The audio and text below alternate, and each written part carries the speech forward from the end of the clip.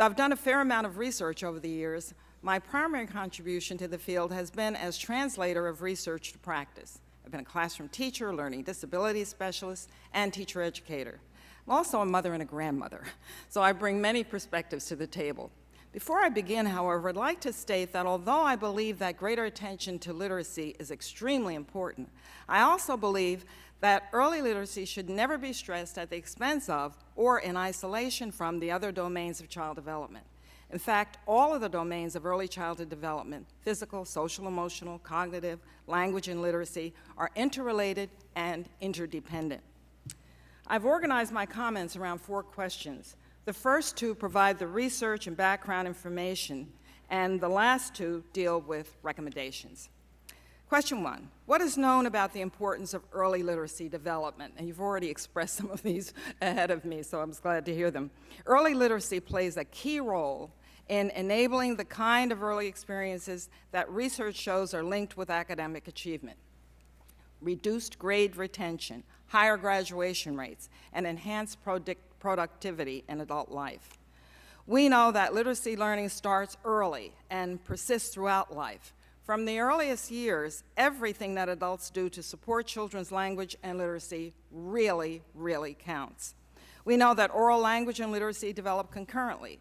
What children learn from listening and talking contributes to their ability to read and write, and vice versa.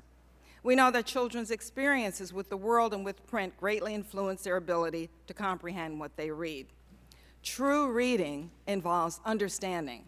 What children bring to a text, whether it's oral or a written text, influences the understandings they take away. My second question is, what is needed to support young children's language and literacy development? And I want to offer just a few examples so that you will see that these are not extraordinary experiences, certainly not skill drill, but the kind of experiences found in most middle-class homes. For example, young children need parents, caregivers, and teachers who know that a child's capacity for learning is not determined at birth, who involve children in trips to local points of interest and talk with them about what they see and do, who provide time for reading to children and talking with them about what is read. Ordinary? Maybe, but too many children are denied these opportunities.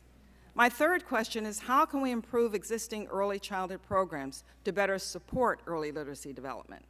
Both my knowledge of the research and my experience suggest that we have come a long way in providing quality 0 to 5 education in the United States, but there is much more to be done. Following are some ideas for your consideration and recommendations for policy and practice. First, we do need well-conceived standards for child outcomes, for curriculum content, and for teacher-caregiver preparation to establish a clarity of purpose and a shared vision for early literacy education. Second, comprehensive support for all children with clear adaptations for children with special needs. Third, support for early literacy development of English language learners. It must be specified. Fourth, early literacy assessment should be age appropriate and employ multiple means of collecting, synthesizing, and making use of information. Fifth, program outreach should reflect respect for the diversity of cultures and linguistic backgrounds of children and their families, and include parent involvement programs with a strong early literacy component. And perhaps most important, highly capable early childhood professionals are needed to implement today's more challenging early literacy expectation. This involves knowledge of how young children learn and how they're best taught, knowledge and respect for diversity of children and their families, ability to foster all the domains of development and to work collaboratively with a variety of professionals, and effective use of technologies. All of these are important, and we need to keep in mind that the context in which this would be done.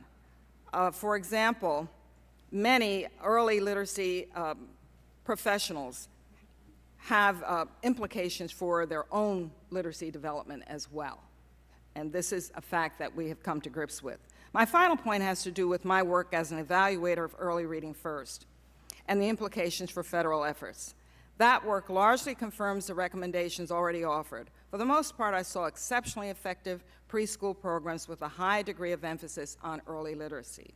My hope is that we might learn from the past, learn from early reading first, especially in the areas of assessment, family literacy, and professional development, including attention to coaching. Thank you.